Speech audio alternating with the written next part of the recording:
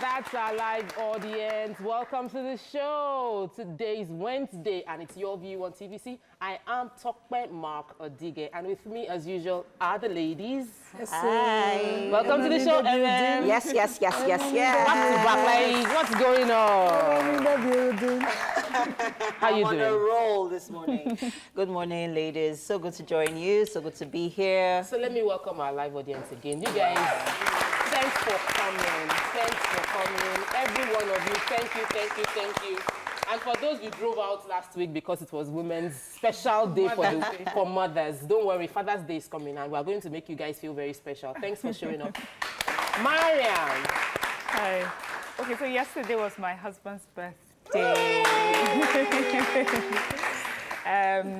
We had just like tiny cakes because we're both on a diet. We're watching our calories, so everybody just had tiny cake. He had a tiny cupcake even. My kids were so upset. They were like, but you're supposed to have a cake with a knife and then we'll take a picture around it. I said, not this particular birthday, maybe another one. You better get used to it. You know, I caught something, aside from my husband's birthday, I caught something over some few days ago on TV about a young man who was asked the question, where do you work? He said he works as a janitor, that's like a cleaner in a church. And then, you know, further inquiry showed that the father owns the church that he works at. Okay, this white person. It just made me think of most of us Nigerians. If your father owned a church, would you work there as a cleaner? And that was his job. He says he loves to do it, that he gets paid for it. And I think it just taught me some form of humility. Your father's money, your father's career is not yours, you know. You need to build yours. They are taking a table that we're not ready to discuss because we have this entitlement mentality here. Yeah. And it's not just an entitlement mentality. It is a communal living where you feel responsible for your parents and your parents also feel responsible for you. And I don't think that, while I admire the independence of that man, I don't think it's a culture we should bring in here entirely, honestly. Like I said, it's a table we don't want to shake right now. Let's shake it tomorrow. Let's shake it tomorrow. I have a side to the story now. Exactly. So it was my auntie's birthday yesterday, Mrs. Afsat Bello. And I don't know how it happened. I remembered every other person's, but forgot my auntie. So an SMS drops on my way home, and as I was driving, I was like, this my auntie is the most important auntie that I have. Mrs. Afsat Bello is a matron at the Federal Medical Center, and she's been there through thick and thin for me. Thank you, ma. Happy birthday. I appreciate you deeply, and I would never underestimate your birthday. It's not my style. I don't know what happened. That's so sweet. Honestly,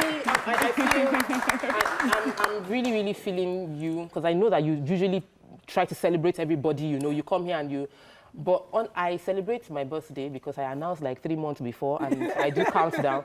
But I literally always forget every other person's own. You know, my mom's birthday is this Saturday, my kids on Sunday, and I literally did not even remember that, you know, you should plan towards it. So, but she reminded me, and because she's like me, I remind everybody, so you don't forget my birthday. So, please help some of us out by reminding us, you know. Tokwe, could it be that you're too concerned about your birthday that you're not paying attention to others? Man, you know that they've been pointing out my, you know, places I can improve myself.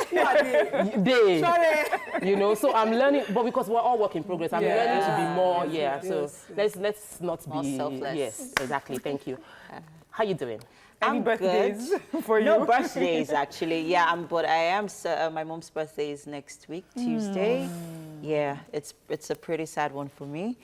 I think the more I'm talking about it, you know, it's helping to, you know, relieve me of all of that, you know, pain I'm going to feel next week, Tuesday. So I'm just counting down to next week. So just in case you see me in some sort of mood, know that you already know why. If you know something you would love to do every year, don't you think you should? Yeah, so that's what I'm thinking about. I'm thinking of having just close family members. I'm still trying to figure out what to do. I haven't, you know, come to a conclusion yet, but I know it's going to be. They say the Lord is your strength. Yeah. Because it's the only way is I'm looking at her and I'm wondering, she's smiling. No, smiling through pain. Yeah. Smiling. You got it. I feel for you, and I know that God. Something. Yes. Okay. I have a story. Okay. So yesterday, All right. Yesterday, I got to host the check presentation, my church, Daystar Christian Center, the first ever religious body to donate to the UNHCR, which is like the UN Refugee Agency. Yeah. And I got to host that event of the presentation of the check. And I know that I feel very, I'm not sure about my church. I feel very proud that when people talk about churches where they steal money or you don't know where your tithe and offering is going to. I never had that worry because I knew that my church was heavily involved in investing in people. But this is something I feel should go viral. This is where I want other churches to copy and emulate. Let's not go and dash money. You know the video of a church that was giving 2 million to one individual when that money can solve the problems of many others. You can do both.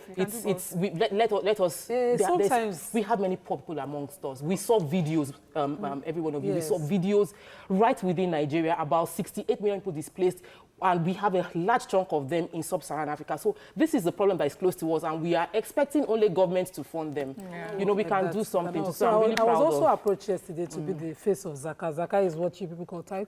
Yeah. So Muslims pay it once a year. Is a compulsory part of faith in Islam, and I was approached yesterday to be the face for Zakah. So this Ramadan, you might be seeing my videos and pictures. I think it's good. We need to get more religious. We need to get our churches and our mosque and everybody that is spiritual to, you know, our religion is about love and giving. And sometimes we just tend to just speak it and not do it. So tangible societies those days. But and these we days can is do the more. reversal. We can do more.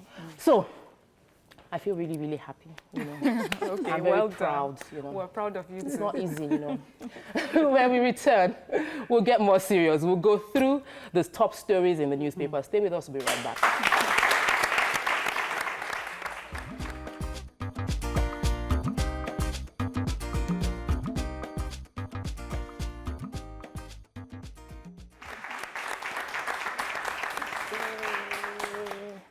All right, we'll be starting off front page review today with New Telegraph. Wow. Yes, I tried to switch it up with this. Major headline, how airlines, drug barons implicate Nigerians. That's from the federal government. Says executions of Nigerians in Saudi Arabia, pathetic. And in other news, we have 90-year-old woman, 2 others killed, houses burnt in Jukunu thief clash. Jukun. Thief clash. Thank you. 10 governors elect to battle huge pension liability. ExxonMobil places $3 billion Nigeria's assets for sale. Wike set for victory, defeats Amechi's AAC in 13 of 15 local governments. That's in Rivers State. Military officers dismissed for defiling 14-year-old refugee. Buhari declines accent to Ajaokuta completion bill, 7 others. Oshu polls, court nullifies Adeleke's nomination over forged certificates. And the story on health, marijuana during pregnancies raises health child's psychosis risk. So I took that story and I quickly threw it at being that she's in that, she's an expectant mother and she's in that space. So please, what's the detail? Pregnancy and marijuana, what's it about? Okay, so first of all, health experts actually advise or recommend marijuana. You know, it also has its, consumed in any way. No, it actually because it helps pregnant women actually. Yes, it helps pregnant women to, you know, it helps with your nausea, with the morning sickness. Yeah, so it has its medicinal properties, but due to the psychotic effects it has on the child later in future, it's been advised to, you know, cut down on it, and we have more women taking it now. So there's been a 75 increase between 2002 and 2016. Secondary smokers are also liable. Yes. Liable as well. If you live in an environment where where I grew up, we used to you just smell it, and I think that just that smelling, once you can smell it, area, you are already so as much as it helps, you also need to think about your child as well. Since it made major headline in New Telegraph, I wanted to take the story of the Saudi the Nigerians that were executed. In Saudi. One woman was just executed on Monday. The woman was executed for drug-related offenses. So this special advisor, Abike Dabiri, Senior special assistant on diaspora was the one, you know, revealing this news that 20 other Nigerians are on death row. She's the 8th Nigerian to be killed in how many years now? And the issue that happened in Dubai of the Bureau de Change robbery about Nigerians, of course, I don't envy our office, but she has to give us this detail. Now, Saudi Arabia is one country, and the headline, just as I said, some airlines implicate, you know, on suspecting Nigerians by putting certain drugs in their traveling luggages, and they get to that country, it is a death sentence offense, and you put your citizens at risk. I think they should do more to investigate more of these airlines, and let us have airlines being culpable, you know, being held liable for this kind of implication. Also in that news, in Saudi, cola nuts is really categorized as drug. So what you call a food in your country is poison in another country. Before you travel to any Middle East country, I keep saying it here, their human rights laws are non-existent, number one. Number two, they have a very strong criminal law punishment system that is totally different from our own. And their police system is upgraded. How can somebody go and try to rob you in Dubai? So we should also have information, you know, because most of those are countries you're traveling. Do more than enough research. But you know, there was something that Mr. Bike Dabri also pointed out, which is she talked about those who fall victims to drugs put into their baggages without their knowledge, that the Nigerian government is in talks with Saudi government to make sure that these trials are fair. You know, I think from the tone of her message, it seems that some of these sentences are carried out too quickly, even before it is established that they are guilty or not. We don't have enough people to speak on behalf of them. We have a language barrier, and so you're not wondering. Their courts are not as congested as ours. Their systems, their justice system is quite faster. So in 48 hours, they got those robbers in Dubai. If it was Nigeria, in 48 months, they've not gotten them. But that's the truth. And you know how long you spend in trial. We have Evans suing the police for holding him for too long because they didn't have a closed case and he's still awaiting trial. So they don't have such system there where you have time and your witnesses fail at some point. Here, there, immediately your court, video evidences and all other strong evidences are used. Martins. And person is just Martins, the military official, his name is Martins. Martins, Flight Lieutenant Martins Ewerem, he defiled a 14-year-old girl. She's one of the IDPs, in Maiduguri. He said he saw her and some of her friends coming back from fetching water or something and stopped them and said accused them of being Boko Haram suicide bombers. And when he asked them to lay down, confirmed that they had nothing incriminating on them, dragged this particular girl into the bush, violated her with his hands, and then luckily for her, he was caught and he's gone through the process of a court-martial, and they have demoted him and now asked him to leave. The military is also asking for sort of leniency in this case. Is there other, like, would he now go and face the court? Exactly. Well, I don't know, but they demoted. So he's taking down ranks. So once you're demoted, court-martial within the military has the same level of authority as a high court. But now what they said is that they sacked him. They should have sentenced him. Yes, but he's been dismissed. But also they're asking that this person that has contributed a lot to the military. He's a fine officer and maybe in so many other ways, maybe in the war. But he has defiled, so they're asking for some form of leniency for him. Leniency? I'm saying in his case, well, sorry. You're just reporting what they say, Abby. Let's not beat Mariam because she's just reporting what they say. But I'm happy that they were able to get it to the point where we identified the person, is gone through the court-martial process. But to be a stronger deterrent would be for him to go to prison or something like that. You know why this story is very powerful? Because of the victim. Usually victims like that just, you forget their stories. But I'm happy that someone like that, her story is being Moving on to getting justice. Daily Sun, Buhari accuses National Assembly of padding. Says lawmakers inflate debt. Federal government owes states. Cites Delta, Taraba figures as examples. Senators keep mum. Police names Lagos football fans killer. Justice must be served, says the presidency. Rivers Guba, Governor Wike in comfortable lead as INEC releases result of 15 local governments. Olubadan replies Ibadan Obas, says accuses them of rubbishing traditional institution. Drug offences, federal government regrets execution of Nigerian in Saudi, and police nab most wanted Onitsha criminal, Ikanda. So the Ikanda story caught my attention. Yeah, he's been terrorizing the Iweka area of Onitsha. And in September, he publicly executed somebody and walked away Rambo style. And, you know, people were really jubilating yesterday when the police arrested him, hoping that, you know, they'll get justice. Just like I said in the Evans case, we don't want to have a long trial. Exactly. Let's just have a trial and have a conviction if he's convicted, and let justice be served on time. Justice delayed can be justice denied. And he was a popular businessman, actually. Wow. 27-year-old young man. Yeah. Can you imagine? Can we take the story of the police? You have that story because, you know, they've been follow up almost on all the papers. But yesterday, that was my position yesterday. I'm very impressed at what the CP is doing. You have his name? Mwazu is the new CP's surname.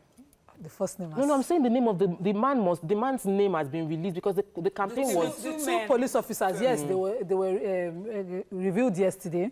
Two of them are already, you know, facing their disciplinary Inspector Ogunyemi Olalekan and Sergeant Godwin Oji. These are the two people culpable for the death of the football fan, and I'm happy they named them. I'm also happy that this has helped the family. Speaking, the father of the young man speaking, according to him, he said, "I thought this would be a one-man fight. I'm happy that the police have joined hands with us. Justice will get to us." So I'm happy that, you know, at least they're doing something. This is the right thing for any leader to do. So it's not a fight against the police. It's a fight against the criminals within the police. So and we also have the NSAS campaigners who are actually really. So anybody has the Buhari story yesterday I got an SMS. We wrongly said the federal SARS, but it was an anti-cultist group. It's SAC. Not SAC. Yeah, exactly. So we wrongly were corrected. It's similar. Yeah. So please, Buhari, what happened? What's he saying? For the budget padding. Okay, yes. So on the budget, there's so many others. Yeah. So we all know that before there's a process before it gets to the National Assembly, which of course budget has to be approved by the FEC, which is the Federal Executive Council. Yeah. So for Delta and Taraba states, the FEC approved 78 billion. And the figure did now soar. And the figure that our Oga at the top, President Buhari, saw was 90 billion. Whoa. Extra. Yeah. So Celebration Committee has a lot of work to do. I'm telling you. I love what they did yesterday. We're hoping that they do more. No, but I'm waiting for the senators to talk now. They are the ones. But for now, they are keeping mum. No one is saying anything. No, this is a reply for them now. They did their own yesterday. They exposed the Minister for Trade and Investment. Yes. So if whatever way happens, as long as they keep exposing each other and we are getting the permission, that's what it's meant to be. And there has been also subtle reductions on certain states, which also raises eyebrows. Exactly. Yeah. So moving on to the Punch, major headline: Senate presidency. Ndume defies Buhari Oshemole, unfolds 9-point agenda. Motorists groan in Lagos-Ibadan Expressway gridlock as tanker spills fuel. 20 Nigerians on death row in Saudi Arabia for drug trafficking. Federal government proposes bill to tackle poverty, says presidency. Ex-general 25 officers petition reps over compulsory retirement. I read that story, but federal government to fund 2018 budget deficit with new taxes and concessions. That means this tax must happen, Abi. We're waiting. Football fan, police begin oddly room trial of Killer Cop. 4 graduates drown in freshly dug well in Kogi State. Wike leads in Rivers election. Court nullifies Adeleke nomination as PDP candidate for Osun governor poll. So, quick. Okay, quickly, the human interest. 4 graduates, their names David, Sunday, Ayo, and Ogbe Kedo in Kogi State, lost their lives. David had helped this woman called Mrs. Agnes Bayere, a teacher, to dig a well for her in front of her house, and they'd done it for like a week, and he fell into the well. And his friend heard him scream and decided to help him, or he fell into the well, was complaining of being dizzy, tried to help him, and he got into the well. Whoa. 2 of their friends heard the story and decided to help their friends inside, and that's how all 4 of them lost their lives in the well. They've been taken. 2 of them are brothers. they've been taking out. After a drowning, we took it like, I think it was 3 years ago in Lagos, where a mother tried to rescue her child and fell into the well, and both of them died. We discussed, and this emergency response was that whenever anybody falls into a well, you cannot individually go and rescue the person. You must get professional help. And if you jump into the well, you can't save the person. You have to be outside to save someone. So I wish we didn't have to learn this lesson or repeat this lesson based on people dying. Okay, so there was gridlock, the motorists, what happened? There was a fuel spillage, and I can see people, picture story. We've said it over and over again. When tankers fall over, stop going there to scoop fuel, but then there's poverty and people are still hungry and they go and scoop fuel, or is it that ignorance or something is happening? Ignorance. Okay. Ignorance. Wike is leading the election in Rivers State out of the 15 declared. I don't like the way Telegraph took the story. The Telegraph was saying that Governor Wike leads against Amechi's AAC. This is not... Don't sensationalize. Just give us the facts, please. It's we really, hear it really all bad. the time. But PDP candidate for governorship elections in Osun State has been totally disqualified and said he wasn't qualified to have run in the first place because he doesn't have a first school, the West African WASC. He didn't go to the he didn't go to secondary school. He said he went to. He has records of getting into school in 1970 something. But they went there and they said he didn't write WAEC. His record was not on WAEC. Exactly. So if WAEC doesn't know, won't I know if I went to school? No. No, but you should have your O level. Moving on to see, this is just High Court ruling saying that this is the Federal High Court sitting in Buhari in Abuja. They went to check in the school. And they went through their files and they didn't see his name there. So while they were dancing, we'll check what is going. Last paper for today, Vanguard, major headline, alleged certificate forgery, court voids Adeleke's nomination for Osun governor polls. It's miscarriage of justice, says Adeleke. Well, moving on, Presidency National Assembly on coalition costs over 11.635 billion naira refund for Delta and Taraba. And Royal Rumble, remove your illegal crowns. Olubado tells Ibadan Obas. Sanwo-Olu's cabinet, interest groups bicker and they lobby Tinubu. Pre-registered SIMs, NCC secures convictions of 200 people. Wow. Algerian president quits after mass protest. And the picture story, 77-year-old grandma graduates. Wow. Seriously, wow, this is good. Please, it's a feel-good story. Details of the story. Yeah, so this 77-year-old grandmother, her name is Mrs. Bridget Obiageli, just got her B.Ed in guidance and counseling. Wow. She was asked why she did it. She says, well, instead of sitting at home because of old age, you sit at home and then die, go out and get more education. And the more education, this is good. She's my WCW. Yeah, that's telling everyone that it's never too late. That's what she said. Never exactly. too late. It's never too late. You're never too old. Yes. You can get an education. Very good. And I'm happy that Vanguard put this picture in their front page because we should celebrate this kind of things. Yeah. So 200 pre-registered SIMs. Yes. So what NCC, Nigerian Communications Commission has made like over 200 convictions based on this crime. The commission is trying to make this a criminal offense where you sell already registered SIMs to people.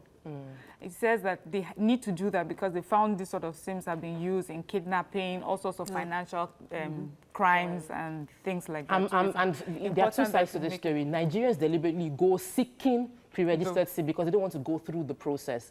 The point is don't do that because there are complications and consequences for doing this. So that's all we can take on the top stories today, newspapers today. Next, we will discuss trending hot topics. Stay with us. We'll be right back.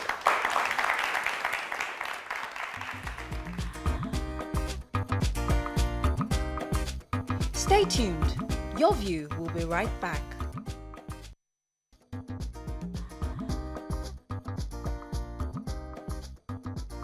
Welcome back to Your View.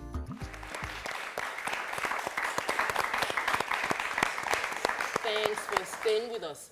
Recently, an economist from Johns Hopkins University in Baltimore, USA, Steve Hanke, has ranked Nigeria as the 6th most miserable country in the world. According to the report, the high rate of unemployment in Nigeria contributes largely to this unflattering rate of misery index.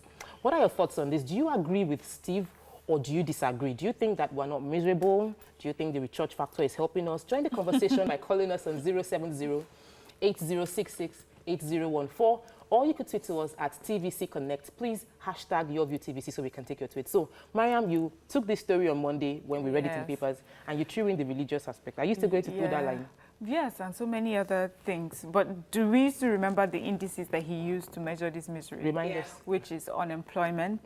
He said the rate of inflation, the interest rates on loans. So those are the things that he used to determine. Those are what he used to determine how miserable Nigerians are. The whole of Nigeria is miserable because of this. I know I jokingly threw in, you know, the religion part, which is, it gives you hope. You keep pushing. But the thing is, I think it's unfair. First of all, based on these indices, then it doesn't even make sense to me. Because for Nigerians, I'm wondering how many Nigerians actually take loans. These are loans that he talks about are bank rates, interest rates on the loans. How many Nigerians take loans from the bank? He didn't say poverty, he didn't say war, he didn't say, do you understand, natural disaster. Those are the things that make people miserable. They make you so uncomfortable. That misery is physical and mental discomfort. And he talks about loans and, no, so it does not make sense. I'm thinking Syria. I'm thinking, you know, we're checking through the list, and I didn't see Syria. Syria has been in war for how many years now? Over 9 years. Their children are dying. They are moving their children across the seas. They are drowning. You can imagine the sort of misery those people are going through. Before they would do a personal attack on you. You know that when we are in Lagos, we feel, when we know ourselves and our circle. But the truth is, 30 minutes drive from anywhere in Lagos, you will see abject poverty where people can barely afford one meal. Whether you live in Banana Island, or you live in Lekki, or you live in Ikeja, 30 minutes is, I'm stretching it. When you drive 30 minutes, you will see someone living in a shanty in abject poverty. There are a lot of people actually who are going through so much, they're not talking about it. And if you're not sensitive enough, you will never know. And the truth is, they are all around us. Look at Venezuela, for example. They are number one on the list. Venezuela is going, right now, they even have power issues. No power. Zero. Shut down. Brazil is number 4. And Tokwe mentioned earlier that there are more black people dying there. They have their issues. So every country is peculiar to, you know, That's That's where Miriam's point. You cannot come and say a whole country is miserable based on those indices. It makes no sense. But if you look at the unemployment rates, it has increased. In the last 4 years, unemployment has increased. All-time high. See, okay, maybe I should just make this clear. Hold on, Miriam. Let me just go. Based on the factors Miriam mentioned, you can't sincerely rank Nigeria on that on this scale that he has put us based on those indices. There are other indices that you could consider. So your argument is not on whether we should be there or not. Your argument is that it did not use the right parameters. If he talks about this Lagos alone, the seriousness of living. Now leave the metropolis where things are working and come to where I drive every day. So those examples you are giving, they're every day. We're almost getting used to it.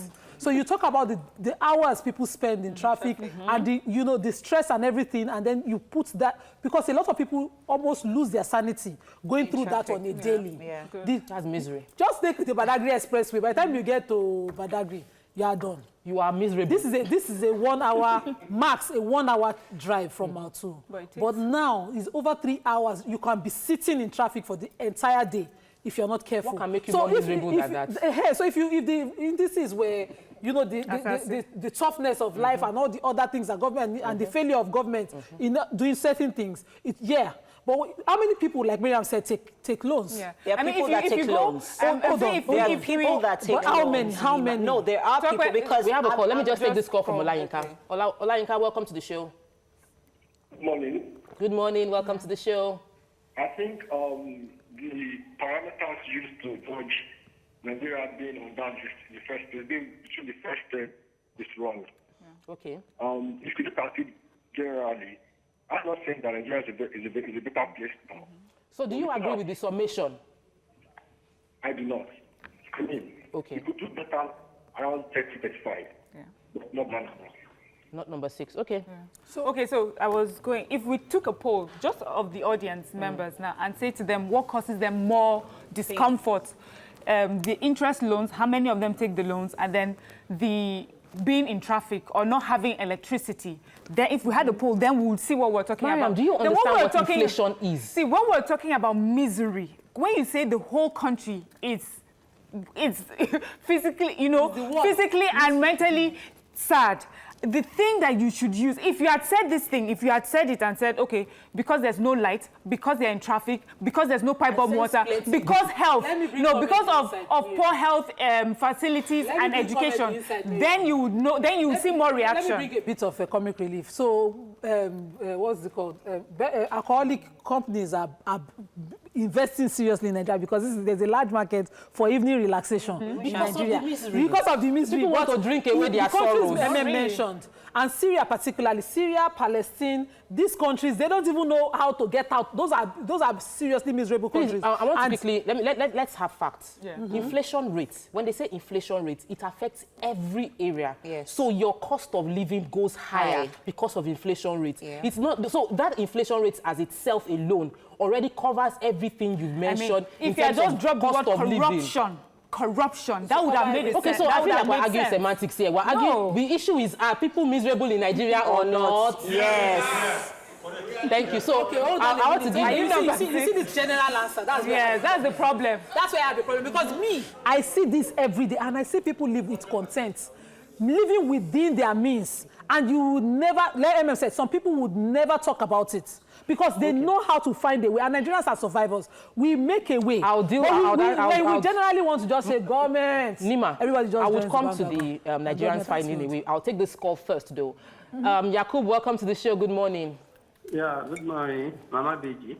And then good morning to the rest of the co-hosts. And then the two fellow audience in the studio. Thank you. I think I agree with Miriam and then Sister Nima. Why? Why? Because you look at the parameter they use. They don't use the right parameter to measure miserable things that they are talking about. Sister Nima said something earlier that if you see the amount of how Nigerians are spending hold up, you will agree with Sister Nima that they are not using the right parameters to measure how miserable Nigeria are. Let me give you a typical example. They are telling us that in terms of loan in the bank, the audience that is in the studio, they cannot even access that very particular loan. Why? Because when you get to bank, they will ask you to go and bring collateral that you don't even have. So they are not talking about those things, that if you even approach bank that you want to get a loan, they will have to, okay, did you have house? Did you have a car? Did you have this? Something that they know that you don't have. Why? Because they don't want to lend that loan. But they're giving it to rich people. The people that have already transferred Nigerian money, they will give it to them to go and campaign, and then they are telling us the higher of interest rate, whatever. So I don't believe it. In fact, I don't agree with them. Including Amnesty International. If Amnesty International brings something like this, they will say Nigerian military are killing Boko Haram. When Boko Haram are killing Nigeria, there will be all these people. I don't believe them. Thank you, God bless. Thank you, Yakub. I'm going to address the loan issue once again. Yes, banks may not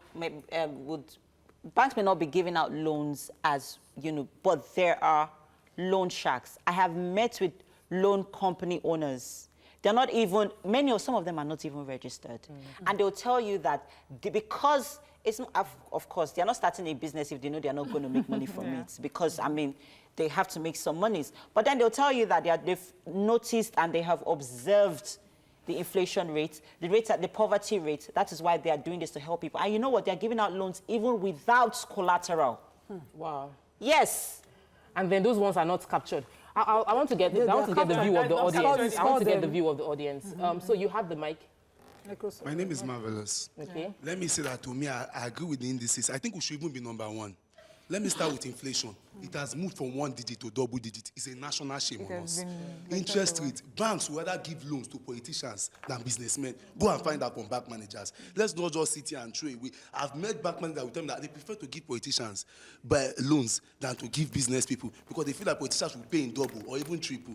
So it's becoming a shame to us. 21 million unemployed people. This is twice the size of Benin Republic. It's a shame on us. We are not enjoying this country. Nima said we are surviving. Please, in other countries, they are not surviving, they are living. It's a shame on us that we are surviving. We need to move forward in this other country. countries, I'll take 2 countries quickly. Okay. In Syria and Palestine, they are not living. I don't they get are not it. even They are surviving. Nima, why are you comparing Nigeria with a country at war? Because there's a list. Let us address what is going on here. Are you okay with the way you are living in Nigeria now? No. Now that's a whole different question. Maybe that's a whole different question. Actually did not. He doesn't see Palestine and Syria. He doesn't see them as miserable countries. He sees them as wars off. So that's why they are countries. They are not war zones. They are countries. I need to please just hold on. Let me take this phone call. Ola has been holding on for a while. Welcome to the show, Ola. Good morning. And he's calling from UK. Sorry. Go on, Ola. Go ahead. Good morning. Please go ahead. I'm glad to be on the show this morning. I'm the first-time caller. Welcome to the show. It's lovely seeing the beautiful spaces on set. I really appreciate the work you guys are doing. Keep it up. And just like what Yakub said earlier, I absolutely agree with Yakub because the parameter or indices these guys use in measuring what they call, whatever they call it, is not really acceptable because you have to come down to the low. You have to come back to what actually is going on in Nigeria to actually measure, you know. And I want to point out to one thing, like the Sister Nima said about the traffic along the Badagry Express. You see, we as the people, we have a problem. Not until we realize and want to turn a new leaf, we'll continue to have that similar problem. What does it take for you to drive from one point to the other? If we can easily, observe some basic traffic rules. Exactly. But in Nigeria, everybody wants to go at the same time. I mean, at times when I go out on the buses here, you see how traffic moves. I mean, buses will wait for other buses to come through or even a private car to come through. But in Nigeria, you have, a small space. 10 cars want to go at the same time. It's not. The situation in the Badagry Expressway is not about waiting for the other person. It's bad road. The road is terrible. We don't have I don't ditches, visit we my have parents craters. because of the road. Craters. So there was an accident at Mazamaza. That is a different story. Because rainwater had gathered in a serious crater and the tanker it cost a life. The roads, all the jaw and all the ports, everything happening on that side of Lagos. It's not That's about where the waiting money is for coming. the It's other not person. about. It is. See, nobody wants to abuse traffic. I totally agree with Personally, you. I insist on going on the right way. But the state of the roads are not a thing to write home about. You know, what this caller said just reminded me, one time in London, I was pushing my child in the, what do you call the stroller, and I was with another relative. And the car coming stopped very far away from us. It saw me push and stopped very far. The relative I was with was wondering why the car. And then I said, stopping for us so we can cross. Like, these people have sense. Oh. Do you understand? Because you in Nigeria, you'll be struggling to push while the car is trying to drive past. So that sort of thing to our mindset, those are the sort of things that cause us issues. I'd like to take one more view from the audience. I would say that I agree with my brother here. We need to be sincere to ourselves. That number 6 is very far. We are supposed to be number 1 because it's very annoying. Because with the things happening in Nigeria, you don't even need headache or malaria or typhoid to fall sick in Nigeria. The traffic system in Nigeria is enough to break down. Because it's a terrible thing. It's sad. Thank you, Mr. Dan. So we'll take a few tweets. Ned Blaster says, I agree with the ranking because the indices use what is obtainable in this country. The level of unemployment in this country is something else as it has gone to 23.10%. Okay, go on. We have a phone call, please. I'm sorry, Nima. Let's take this call. Welcome to the show. Good morning. Yeah, good morning, Tope, and the rest of the team. I want to thank the wonderful audience. Nigeria, I agree very well, is the most miserable country in the world. I have no apology to anybody whatsoever. Are you talking about the health? Are you talking about transportation? Are you talking about the teachers, the students, poverty? What are you going to talk about? Everything around us makes us, sick. Nothing. And you are telling the world that you are being judged, you are being ranked in the number 6. No, we are number 1, and if we are not careful, we will continue to be number 1. Thank you, Trudy. Thank you very much. All right. So I'll take this. So Ehi says, I was miserable yesterday. I got news a relative was being detained at the teaching hospital because she couldn't afford to pay for the surgery done earlier. I had to send 2/3 of my entire savings so she could go home. Miserable stuff. Ogbeni Caesar says, if we agree to go by the inflation, are you aware Nigeria's inflation has been on downward slope since the last 6 months? The statistics, as far as many Nigerians are concerned, is a flop. It doesn't represent the true status. I don't really understand. Okay, so can I take one? Well, take all right, okay. So at Gath, Georgina is saying, I do not agree with this. Nigeria is not the 6th most miserable country in the world. Most Nigerians have bribed them to rank us at 6th position. Oh, God. Nigeria is first most miserable country in the world. So the thing is, whatever we focus on would expand. So if we focus on the misery around us, we'll keep seeing more of misery. So I think that, yes, things are not the way it should be, but there are opportunities still within Nigeria, and if we focus on those opportunities, we will see improvement. Focus on the positive. Yes, focus on the positives, focus on the... see it. Yes, yeah. so... I live within... before you enter my estate, there's abject poverty facing you, sharks in front, and the estate behind. So I drive through it every day, and I relate to those people. But we mustn't be disillusioned to think that Nigeria is perfect or that we're good. We are not. And when we focus, when we realize... The whole world is not good, so we cannot be disillusioned. We so know that that's what we can take on this segment today. When we return, we have a guest that will take the couch. It's Women We Love Wednesday. So stay with us. We'll be right back.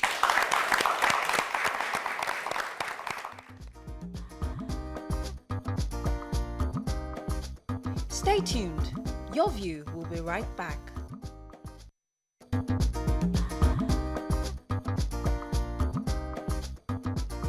Welcome back to Your View.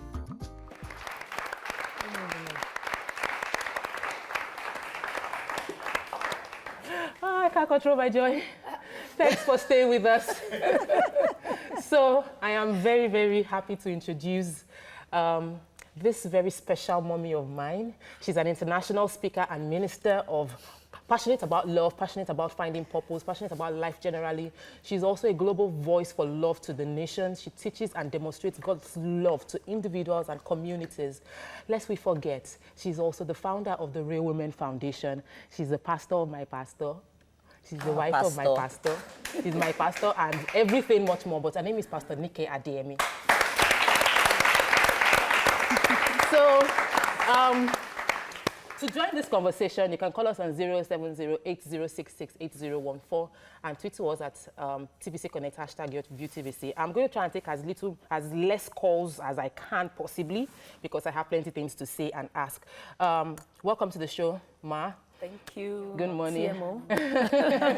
So, the Women We Love. We have once in a month we bring in Women We Love. It's just so beautiful to see how she she's blushing, she just lit up because you're here. There's no misery in her face at all. To think that I also attend Daystar. I'm also trying to contain my excitement.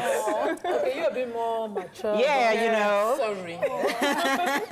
So the truth is that I feel very privileged. Yesterday, I've been in Daystar for the past 13 years, and we don't run the structure where you suck up and try to see me, Pastor pastor, so it's just never been in my system. So, but I've always wanted to. And yesterday I had my, private handshake with Pastor Sam, and then today, the way God just divinely arranged, I feel special already. So, but I know that you represent love. That is one thing that everybody could say about you. You have history of showing love to people, going out to reach out to, especially the prostitutes. Now, I know that I'm supposed to love as a Christian, and I try not to judge, but it's still a struggle. What was that experience for you to walk into the brothel and engage with these prostitutes one-on-one and finding a way to even bring them out of that life? Thank you so much. Well, let me first of all say you're doing a great work. Thank you. On Your View. Give it up to the ladies of Your View. I like anything that is real, open-minded, where you can discuss, where you can share, where you can be blunt, you can be direct, and that is just how people get healed.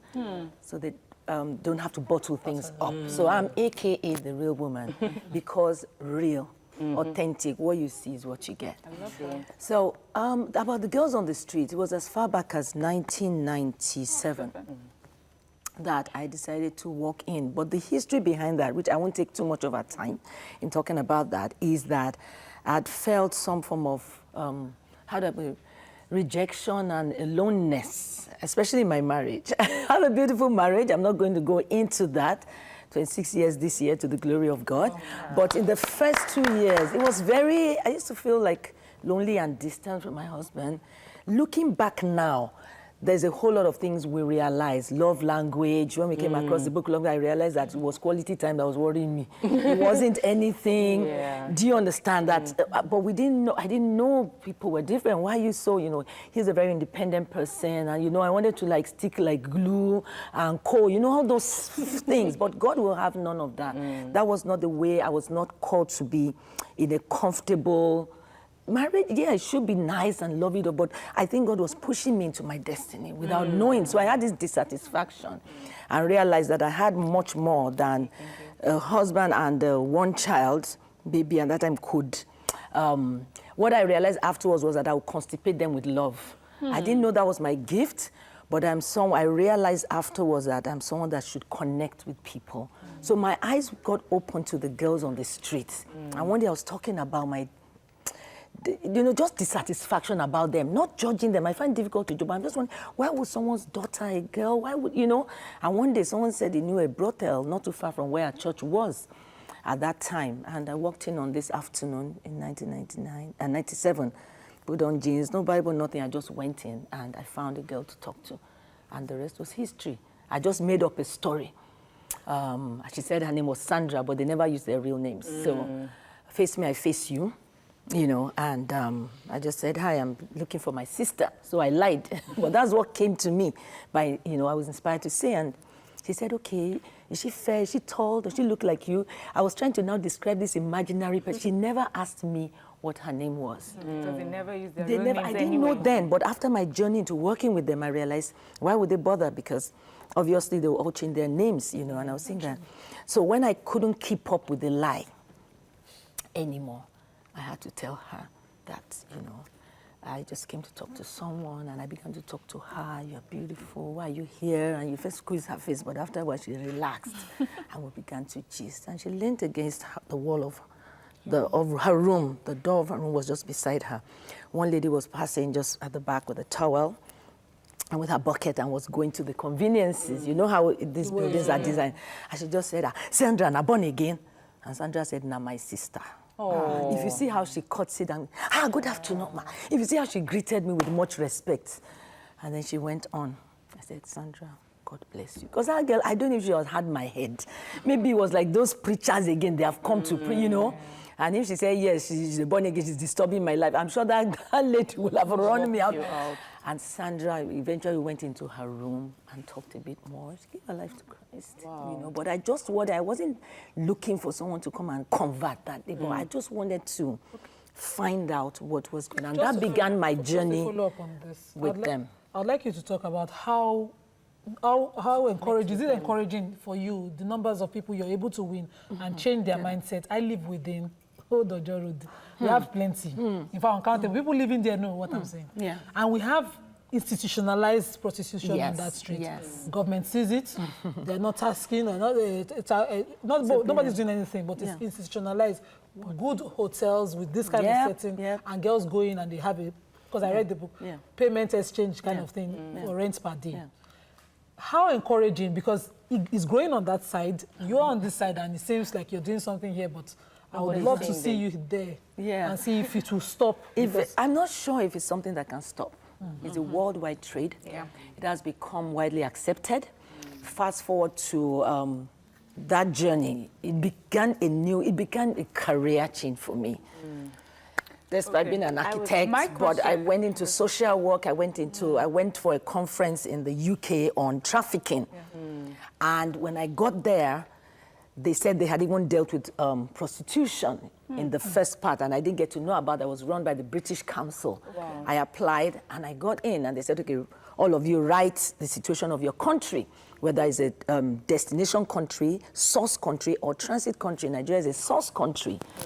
Denmark, Italy, they are destination countries, Malta, and who else did I meet there? Transit countries. They also came for the conference. A lawyer from Malta said, well, we haven't seen a country yet, but because of our position, I was sent to come from the government. They go through, but maybe one day they will rest. And she said then Malta was just 400,000 people. The whole population met people from all over the world, ladies and men too, who are stakeholders. And during that conference, there was an exercise they gave us, and they put us in groups, argue for or against whether prostitution should be legalized or not. I wanted to be in the other group, but I think by the third day or the second day, the coordinator, on some of the first, I realized that I was for this prostitution. So she put me on the side of argue for it to be legalized. What do you, in your opinion, should it be legalized? Do you think if there is no cloud of darkness and they are doing it hidden, based on that conference, they were dealing with trafficking. So in a place like Greece, prostitution is legalized. And there's a lady from Greece, she said that, in my country, this is the issue. There are these madams. They are prostitutes. But now, this small registered, and you have a card every 6 months. So you do your medical, If you are clear, good to go, you don't have any disease or whatever, you continue with your trade.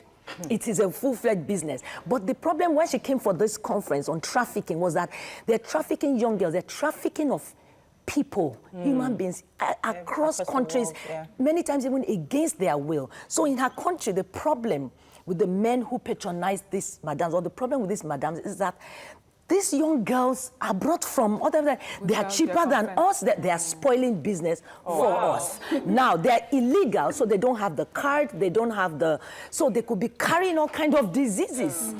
So it's like you having an established company or restaurant, you are approved, and then someone quack who didn't go through the whatever is now taking business. They're cheating you, they're cheating the government too.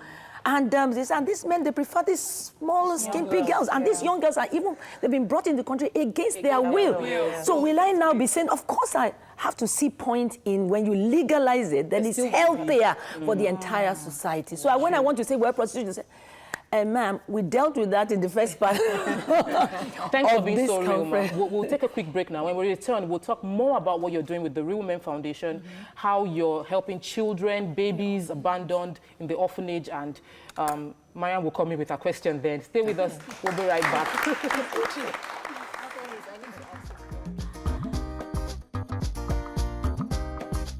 Stay tuned. Your View will be right back.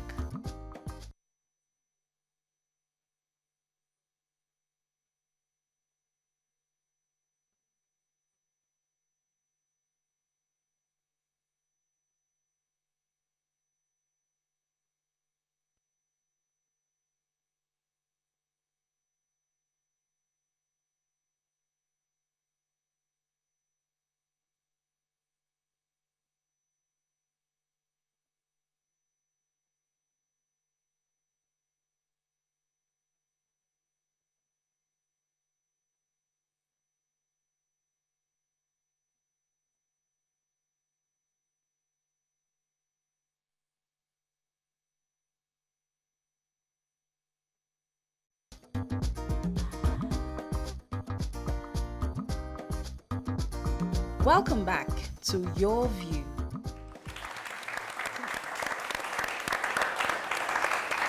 Welcome back to the show. It's still Your View, and it's still Women with Love, and we have Pastor Nikes Adeyemi with us. Mariam, you have a question. I know you're itching. Yes, I am. You spoke of Sandra and how eventually you led her to Christ. And my question is concerning prostitution and prostitute. Is being born again enough to solve the problem?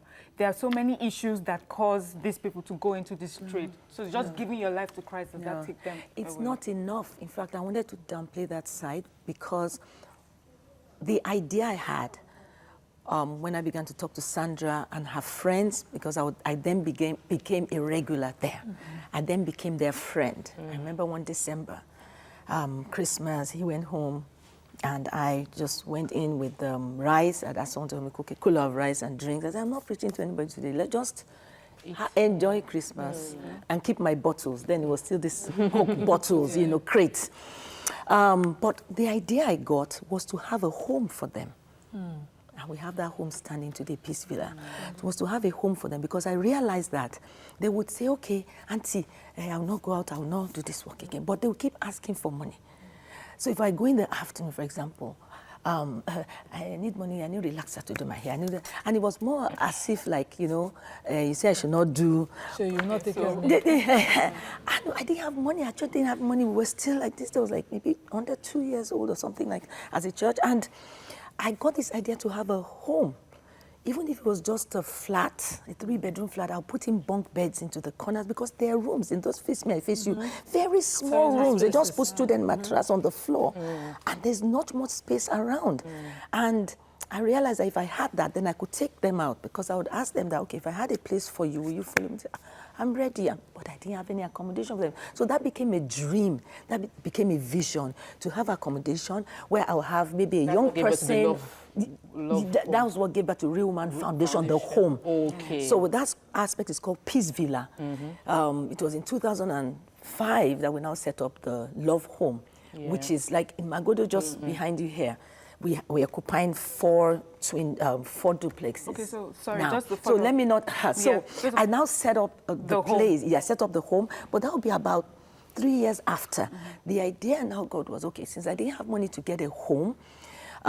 Because if you put them in the home, you get a young single lady or a matronly person to live in with them. They will cook themselves, and then we'll retrain them. And I got an idea that we'll now begin to, coach them, train them. And indeed, we set up a program called A New You, so that skill acquisition, those who are psychotherapists, those people will come talk to them. And within 6 months, their lives should change. So we say, you will stay for 6 months to 1 year max, and then we release you back into the world to go and do whatever you want to do. But that would take another 3 years. So what was inspired on my heart to start immediately, and December of 1999, was to start the Real Woman Seminars. Okay, so we now started and teaching that was them. for women. It was open to all women, even though there are women in Daystar, which had christened the Women of Destiny, Women's Fellowship. We started that the Sunday after we inaugurated Daystar. But I realized that there was even this dissatisfaction about the women in Daystar because they wanted to stay in the church. But my eyes were always like outside. And God didn't say, stay ye in the church. He said, go ye into the world. So these girls began to come. They won't come to church when I invite them, but they will come to the restaurant, they will come to the hotel for the Real Woman Seminar, because the Lord said, have seminars in non-threatening environment. All right, I'll take this call from Timothy from So much Ibadan. to talk about. To the show. Good morning. Sorry for keeping you waiting. I'm really sorry. Hi, good morning. Good morning. Good morning. I would like to speak to my mom, ma anointing, ma. And thanks for their life, ma. God bless you, ma. Amen. Oh, you just wanted The to question. Okay, bye-bye. Let's move on. Okay, so your story earlier resonated with me, and there are 2 questions I'd like to ask. First is, if your husband was not a pastor, would that have influenced your decision to go into, into the Real Woman, Foundation, into preaching to prostitutes, into doing what you do? First. Secondly, you also talked about filling that void, which also, directed your purpose into which you're fulfilling right now. There are a lot of women in early marriages who are actually, they don't know what to do with that void when they feel it, when they're not feeling that emotional connection anymore with their husbands. And that's why, based on statistics, there are a lot more women who are going into who are having extramarital affairs. What do you do when you identify that void? How do you handle it? How do you turn your pain to purpose? Purpose, yes. That's it. Thank you. Well, I think that such women, because it's quite challenging, you've got to find ways. You've got to, first of all, validate yourself. You've got to have self-talk. You've got to find out where it's coming from. A lot of women have low self-esteem because of that, because they feel that maybe they're not good enough. Maybe whatever is keeping my husband away, distance from me, is better than me, whether it's his work, maybe I'm not, and for most times it's their work. For some, it could be other women, but for most times it's their work, because men, they're ambitious, they're driven, and they feel like, okay, they're hunters, I've married, I've conquered this, so next. But you're about to say, I'm not next. It's not like what's next. We're in this, so you've got to first validate yourself that there's nothing wrong with you. And so when you have that sense of identity, you draw that strength. You can draw it from God, from your faith, from your upbringing. If you had a rich upbringing, if you had a good one, draw that strength. Validate yourself that I am okay. It's this person that has a problem. Let's take this quick phone call. It's this person that has a problem. From Modukwe. Modukwe calling all the way from Niger State. Good morning. Welcome to the show. Hello, are you still there? Kaduna State. Niger State. She's not I think... I think you lost Oh, sorry. I'm so sorry. And then my second question. No, sorry. She's still there. Good morning, ma'am. Good morning. Hello? Please go ahead. Good morning, ma'am. Good morning. We can hear you. Please don't listen to your to the TV. Just listen to the phone call and go ahead with your contributions. Okay. Good morning, ma'am. Good morning. Speak up. Okay. I love what is being discussed this morning. Thank you. It's something I also love to be part of, or something I also like to do in life. Okay. And I want to say that, what do you do, ma, to prostitutes that are not in the hotels but under their parents? Very true. Okay. Very good. Thank you. I think we got the question. Please, that's all right, ma'am. Okay. They're under their parents. You just still have to reach out to them and show them love. If you know any one of them, become their friend. Because you don't really have a right or license to speak into someone's life or to correct someone if you don't have at least some form of relationship. If not, it will be like you are preaching at them and then they'll be like, okay, it's because your own sins are not, So the friendship approach is always good. So whether the person is because we have them in the universities. True. So don't just say, pimp, in the night now we follow sugar daddy. No. If you know of such a girl, buy her lunch. You don't even have to go and report to her parents because they already know what would the parents do. So sometimes they have encourage. To try and some even encourage. Some even encourage because of poverty. I've given birth to you, so feed yourself, make a living. So anyhow you make a living, I don't question this. That's it. I wanted you to talk about, as an observer, since you had that seminar that you traveled for, and you saw what other countries, and Nigeria being a source country, what can you say that the NAPTIP, are they doing enough? Are they doing anything at all? NAPTIP. What measures do you think they're doing to stop this? Good. NAPTIP, what NAPTIP does right now is they particularly handle girls that have been repatriated. So over the years, we evolved. We get girls from the street directly, and then after a while, some people would bring, or some organizations or churches say, look, we don't have a hostel for girls, but you have. But right now, and for some years now, we've been working with NAPTIP. So NAPTIP deal with girls that are repatriated. They have their own home. So they are like governmental. public and we are like private. So they send us girls in batches. We rehabilitate the girls and send back to them. So really, it's more like we're doing the work for them, collaborating. Doing so much as prevention. And preventing the source, preventing girls from being trafficked abroad. When they hear of some girl, abroad in some country in Europe, they try to come in. But most times what they do is to be able to handle them when they're deported or when they're repatriated and trace their parents, trace their families and try to get them, integrated back into the society. So we'll take a quick break now. When we return, we'll talk about Love, the Home, because I know you have a child that you took from when she was Love Home, from being a baby and she's graduated. Yes, and we want to talk about that area and how to get more people involved with having orphanages. A lot of orphanages have issues with funding. There's abuse concerning them. I want to talk more about that and how the government can help us fix this gap. Stay with us. We'll be right back.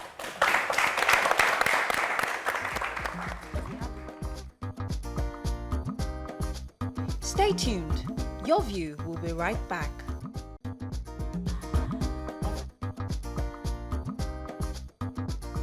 Welcome back to Your View.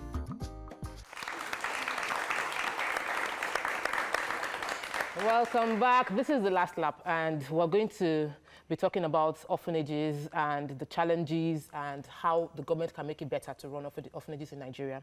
What's your experience?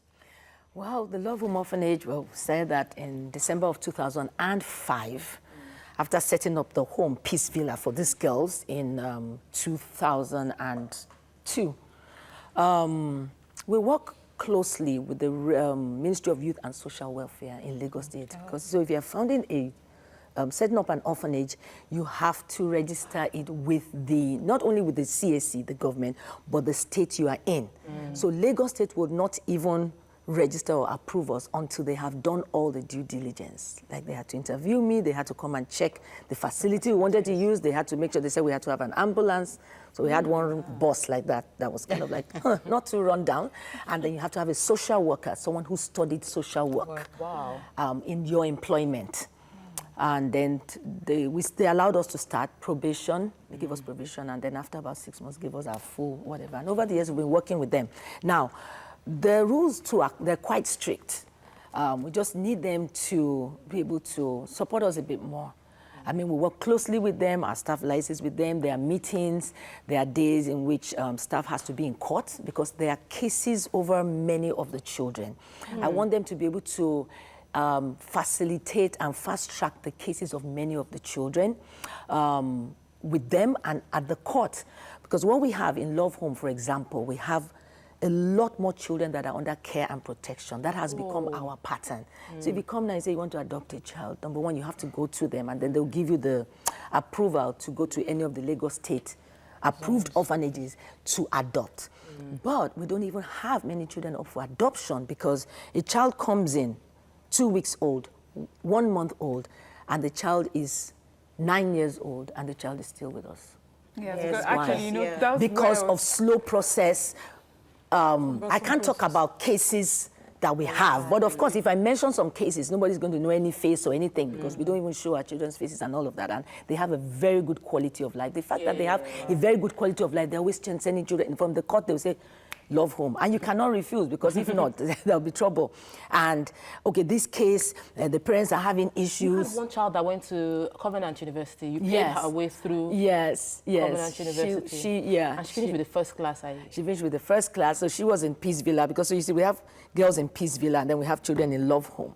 Those are two separate things, but it's in the same. Adults, is the older girls. Yeah. She's in Canada now. She's doing very well. She's done her master's. She's gone to Harvard for a short course, and she's living in Canada now. She's doing very well.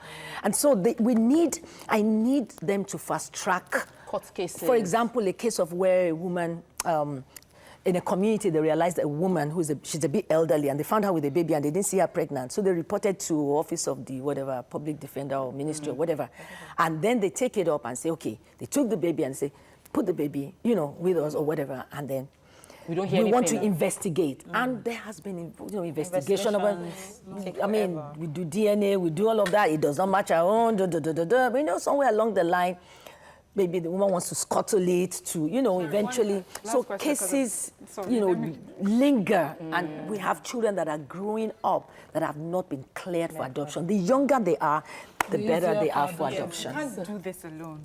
And I'm wondering if there are other homes just as good Seriously? as yours. There are other homes. I mean, homes, yes. There are many other good just homes. as good as yours. Because yes, they are. from what you're saying, it looks like you may have a congestion very soon. So I'm Yes, wondering, are there we many do. homes like yours? There are other homes like us, but we sometimes feel like, why are we having some of this? Hey, you're so close to us. We're just opposite. Alausa, Yeah, there's a conference coming up. It's coming up this weekend. That's Daystar Christian Center, because in Daystar we have the Women's Fellowship, which was birthed. What's special about it? This conference? Okay, the theme is light. And that theme was inspired in my heart because I believe that we are light. He said, you are the light of the world. He did not just say, arise and shine, but he says, you are the light of the world. You are light, you are light, you are light. In fact, when I was coming here today, I said, I'm coming to add my light to the light that is already shining with these 4 ladies on your view. And we're going to beam our light into the world. People are watching from wherever. Instagram Live, I know you're doing my Instagram, love you. We're beaming it. We are all light. Look, light is who you are. How you shine your light. This is how you're shining your light. You're a speaker, you're a coach, you are here, you do this. This is how you're shining your light. I'm shining my light, yes, the orphanages and whatever, and I'm also a speaker. So entertainers are shining their light. Actors, they shine their light by acting. I tell people what I would preach. Someone will come and act. Tyler Perry, what's her name? Shobowale. Don't let me mention names. And they are producers, doctors and nurses, and they are producers, those behind the cameras. They are shining their light. Because if they don't shine our light, we will be in darkness. True. We'll be talking to ourselves. Nobody will watch. So the conference is this weekend. So the conference is this weekend, and I call it a conference of lights. Let's come and learn how to shine. Nobody should dim our lights. Many times our light is dimmed through this low self-esteem, through my husband doesn't love me, through all these things, through us, through abuse. But we really need to come into our own and be who we need to be in the world. Thank you so much, Ma, for coming. Please. This Friday, Saturday, 10 a.m. So we'll post it. We'll post the flyer on our social media handles. Everybody that knows our social media, Temo Speaks, all of them. And Pastor Nike also will post it on our social media handle, so you can come for the events. Then we want to appreciate Cream Slices for our cake. So they give us cake every Wednesday for our live audience. So just something they can eat. Thank you, Cream Slices. We love you. Thank you all. Thank you to the audience. Thank you so much. Thank you, ladies. I used up the time. That's all we can take on the show today. Have a wonderful day and see you all tomorrow. Bye.